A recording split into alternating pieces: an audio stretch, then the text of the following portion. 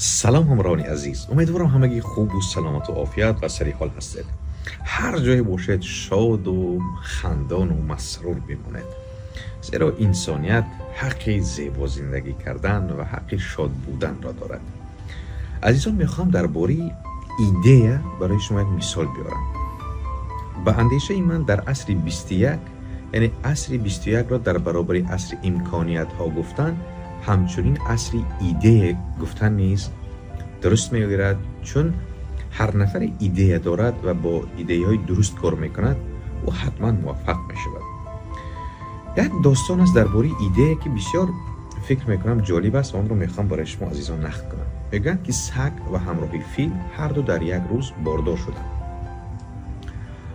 بعدی 2 سال سگ سیومین بار حامله می شود. چندین سگ بچه تولید می کند و شکایت کنی نزد فیل می آید و به فیل مراجعت می کند، می گوید که چی گپ است؟ می گوید هر دو ما با هم در یک روز حامله شدیم، باردار شدیم. من سیوم باره هست که نسل می دهم، اما تو هنوزم با اون شکمیدم هنوزم چیزی تولید نکرده ای.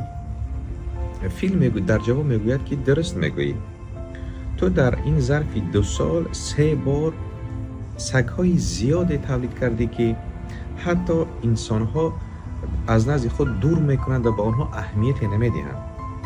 اما من که در 2 سال یک فیل تولید میکنم که با اومدنش زمین میلرزد و چون بزرگ میشود همه از تماشای آن به حیرت میآیند، این میارزد که من 2 سال منتظری کشم. یعنی عزیزان، با این تمثیل و این داستان چی گفتن میخواهم؟ نسبت به آنکه ایده های کوچک و هدف های کوچک را همه روزه عملی کردن میخواهید، این بهتر است که کمی صبر کنید، کمی ژرفتر چخورتر آموزید تا اینکه یک ایده واقعا ارزنده، یک ایده بزرگ و کلان را تهیه کنید و دنبال آن گردید که در عملی گردیدن آن همه به حیرت آیند. انسان هست و باورهایش. انسان به واسطه باورهایش ایده های خلق میکند که زندگی او را دیگرگون میسازد. من باوری کامل دارم که این داستان برای شما پسند افتاده باشه.